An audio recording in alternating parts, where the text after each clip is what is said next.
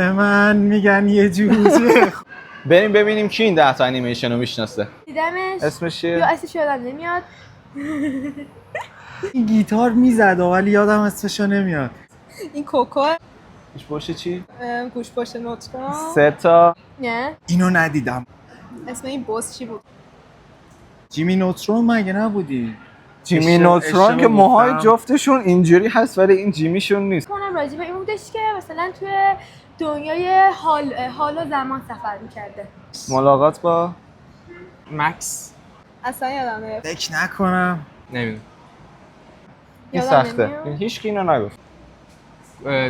کورالین کورالین چند تا 3 تا. جرینش راجع یه دختر است که یه خونه با مامان و باباش، یه دختر یه در پیدا میکنه میره تو و شروع آفرین میشه. آفرین.